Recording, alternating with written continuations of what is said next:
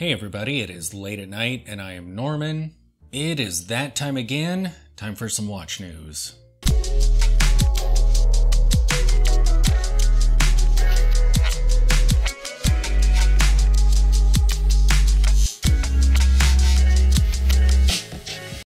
The first story I have comes to us from usawatchpro.com.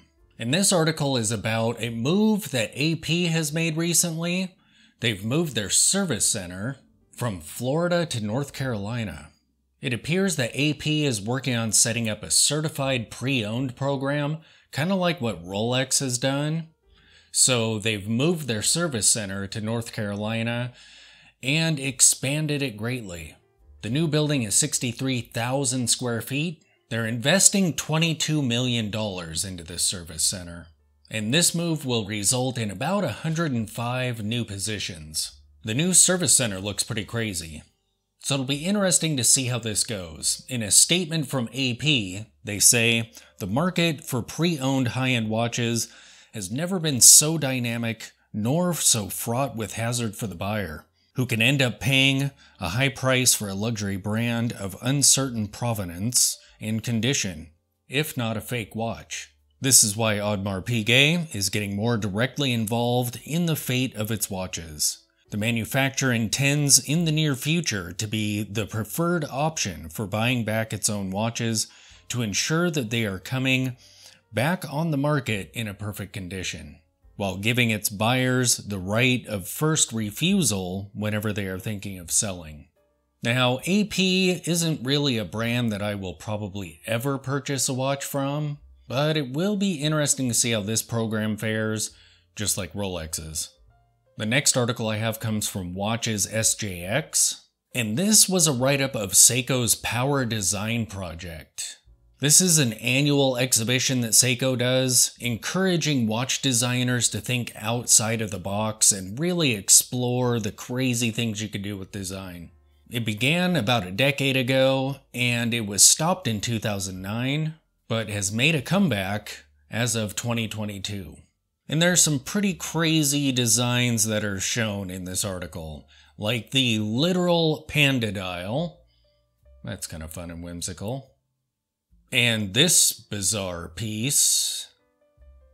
But I think my favorite is the reversible Seiko watch. So with the crown on the right side, it appears to be a black PVD watch with a black dial, slightly tapered white stick hands, and a white seconds hand.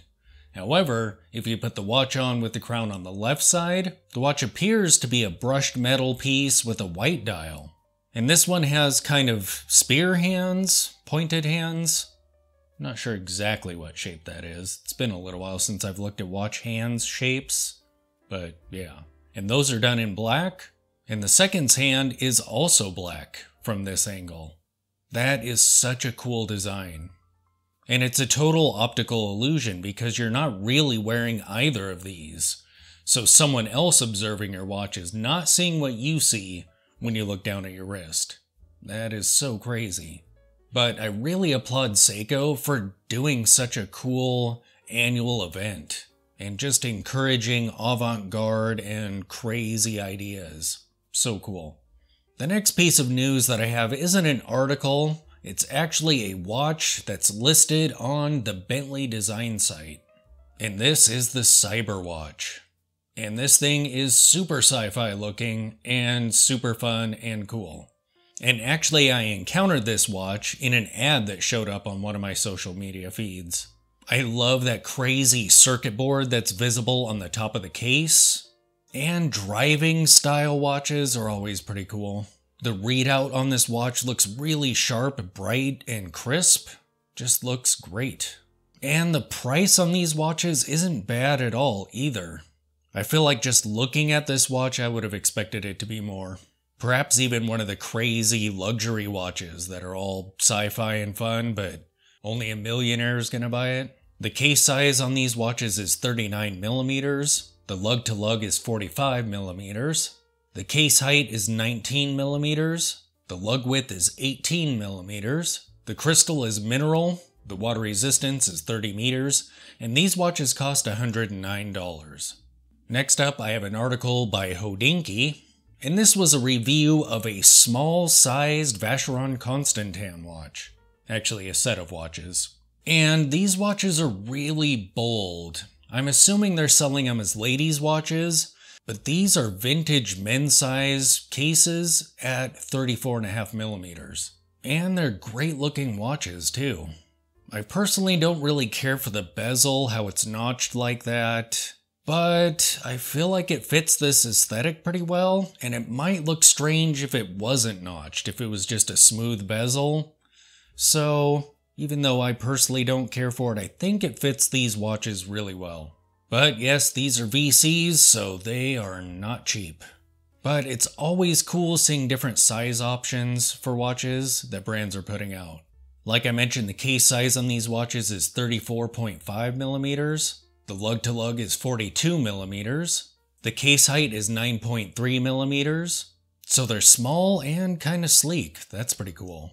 The crystal is sapphire. The water resistance is 150 meters. The silver variant is about $23,000. And the gold variant is $52,000. The last bit of news that I have comes from Wristwatch Review. And this is a write-up of a Hello Kitty G-Shock. And I mean, I had to put it on this list because look at how cute that is. Aww. I always enjoy it when watch brands have fun, especially if they end up coming up with something brilliant while they're at it. And I feel like these watches are cute, fun, whimsical, and I do like me some Hello Kitty. But not only are these watches cute and fun and all the things that I've mentioned, but look at what happens when you turn on the light. That's pretty cool. So when you turn on the light, there's Hello Kitty's eyes. So these are part of their Baby G lineup, so these are smaller G-Shock watches, and this particular piece sells on their site for $140. And since we're talking about G-Shocks, what are your favorite G-Shocks? I know at some point I want to get one of the squares, just because they're a little bit smaller and they look more old school, more retro, kind of 80s. I really like the G-Shock that my son got, the one that I reviewed a bit ago. I'll have to put that on the end screen or something for this video. That's such a great looking watch. Yeah, I feel like at some point I'm gonna have to get a G-Shock square. I don't own any G-Shocks right now. That's almost sacrilegious. But there you have it, you are now caught up on news. Thanks for watching.